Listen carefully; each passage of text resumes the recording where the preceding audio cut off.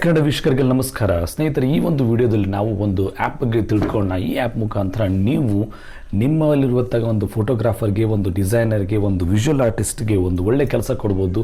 ಈ ಒಂದು ಆ್ಯಪ್ ಮುಖಾಂತರ ನೀವು ನಿಮ್ಮಲ್ಲಿರ್ತಕ್ಕಂಥ ಟ್ಯಾಲೆಂಟನ್ನು ನೀವು ಒಂದು ಫೋಟೋಗ್ರಫಿ ಮೂಲಕ ಅಥವಾ ಒಂದು ವಿಜುವಲ್ ಆರ್ಟ್ಸ್ ಈ ಥರ ಒಂದು ಎಲಿಮೆಂಟ್ಸ್ ಏನು ಡಿಸೈನ್ ಎಲಿಮೆಂಟ್ಸ್ ಯೂಸ್ ಮಾಡ್ತಾರೆ ಅದೆಲ್ಲವನ್ನು ತಯಾರಿ ಮಾಡಿಬಿಟ್ಟು ನೀವು ಈ ಆ್ಯಪಲ್ಲಿ ಅಪ್ಲೋಡ್ ಮಾಡಿದರೆ ನಿಮಗೆ ಅದರ ಮುಖಾಂತರ ನೀವು ಹಣವನ್ನು ಗಳಿಸುವಂಥ ಒಂದು ಅವಕಾಶ ಇಲ್ಲಿ ಸಿಗುತ್ತೆ.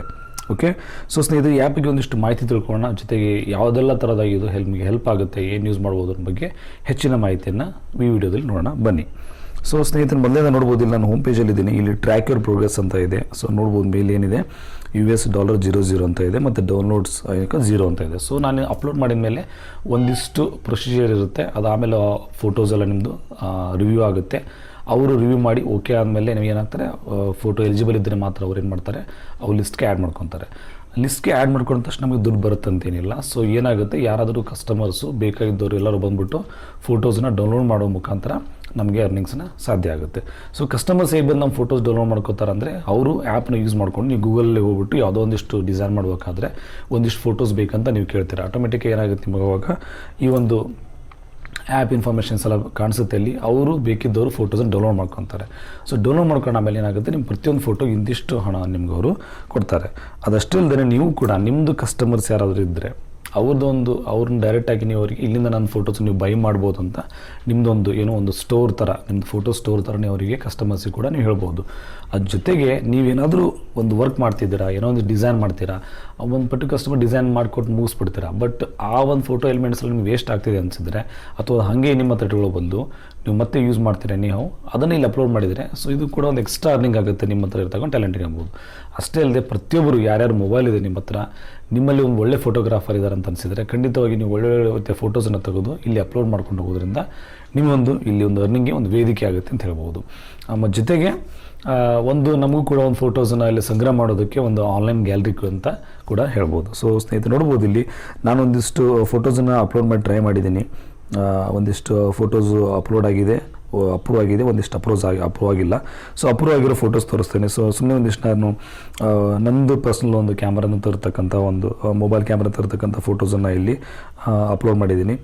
ಸುಮಾರು ಫೋಟೋಸ್ ಅಪ್ಲೋಡ್ ಮಾಡಿದ್ದೆ, ಬಟ್ ಅವ್ರು ಏನು ಮಾಡ್ತಾರೆ, ಪ್ರತಿಯೊಂದು ಫೋಟೋಗೂ ಒಂದಿಷ್ಟು ರೀಸನ್ಸ್ ಕೊಟ್ಬಿಟ್ಟು ಅವ್ರು ಏನು ಮಾಡ್ತಾರೆ, ರಿಜೆಕ್ಟ್ ಮಾಡ್ತಾರೆ. ಸೊ ಬಟ್ ನಿಮ್ಮ ಫೋಟೋ ಚೆನ್ನಾಗಿದ್ದರೆ ಖಂಡಿತ ಅವರು ಅದನ್ನು ಅವರು ಅಪ್ರೂವ್ ಮಾಡ್ತಾರೆ. ಸೊ ಬೇಸಿಕಲಿ ಫೋಟೋದಲ್ಲಿ ಏನಿರಬೇಕು ಅಂದರೆ ಒಳ್ಳೆ ರೀತಿಯಾಗಿ ಫೋಕಸ್ ಇರಬೇಕು, ಫೋಟೋ ಕ್ವಾಲಿಟಿ ಚೆನ್ನಾಗಿರಬೇಕು, ಫೋಟೋದು ಬ್ಲರ್ ಇರಬಾರ್ದು, ಈ ಥರ ಕೆಲವು ಕಂಡೀಷನ್ಸ್ ಇದೆ. ನೀವು ಒಂದ್ಸಲ ಯೂಸ್ ಮಾಡಿದರೆ ಅವರು ರಿಜೆಕ್ಟ್ ರೀಸನ್ಸ್ ಕೊಡ್ತಾರೆ, ಯಾಕೆ ರಿಜೆಕ್ಟ್ ಮಾಡ್ತಾ ಇದ್ದೀವಿ ಅಂತೇಳಿ. ಸೊ ಆ ಥರ ಕ್ವಾಲಿಟಿ ಇರ್ತಕ್ಕಂಥ, ಒಳ್ಳೆ ಕ್ವಾಲಿಟಿ ಇರ್ತಕ್ಕಂಥ ಇಮೇಜಸ್ನ ಮಾತ್ರ ಅಪ್ಲೋಡ್ ಮಾಡೋ ಮುಖಾಂತರ ನೀವು ಏನು ಮಾಡ್ಬೋದು, ಅರ್ನ್ ಮಾಡ್ಬೋದು. ಅಪ್ಲೋಡ್ ಮಾಡಿಕೊಂಡು ಮುಂದೆ ಯಾರು ಮಾಡ್ಬೋದು.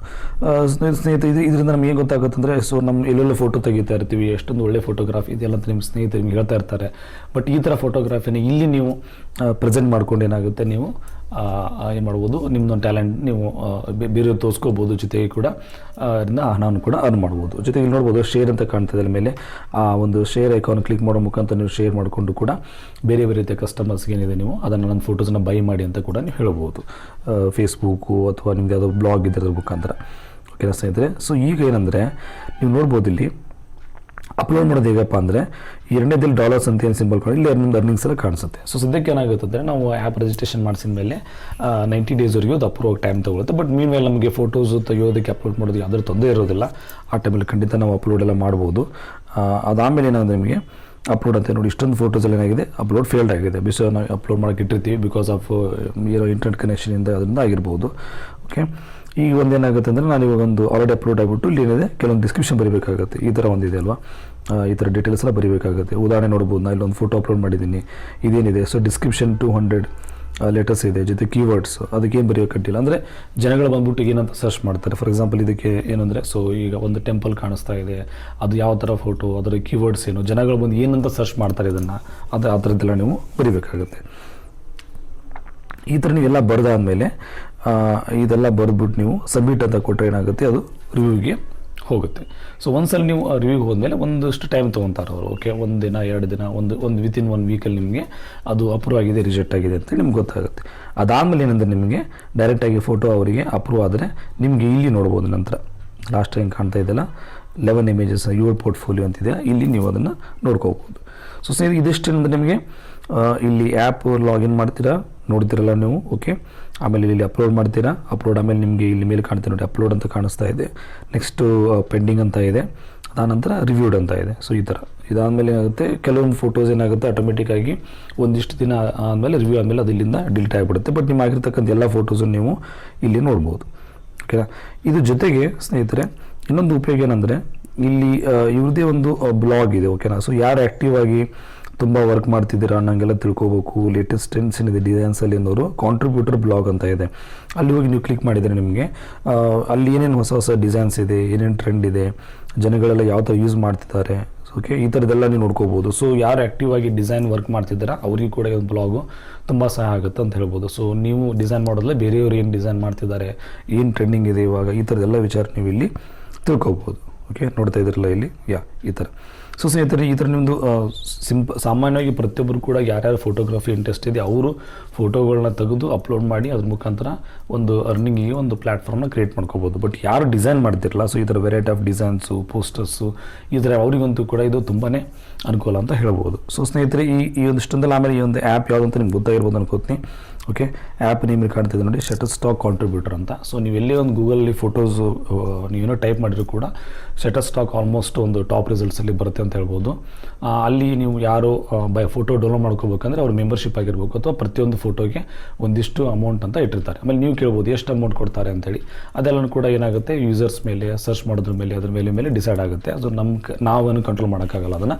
ಬಟ್ ನೀವು ನಿಮ್ಮ ಹತ್ರ ಒಂದು ಟ್ಯಾಲೆಂಟ್ ಇದ್ದರೆ ನೀವು ಕಂಟಿನ್ಯೂಸ್ ಆಗಿ ಫೋಟೋಸ್ ಅಪ್ಲೋಡ್ ಮಾಡ್ಕೋಬೋದು, ವೇರಿಯಸ್ ಡಿಸೈನ್ ಎಲಿಮೆಂಟ್ಸ್ ಅಪ್ಲೋಡ್ ಮಾಡ್ಕೋಬೋದು. ಮುಂದೆ ಅರ್ನಿಂಗ್ಸ್ ಹೆಂಗು ನಮಗೆ ಬರೋದನ್ನು ನಾವು ಆಮೇಲೆ ಟ್ರ್ಯಾಕ್ ಮಾಡ್ಬೋದು.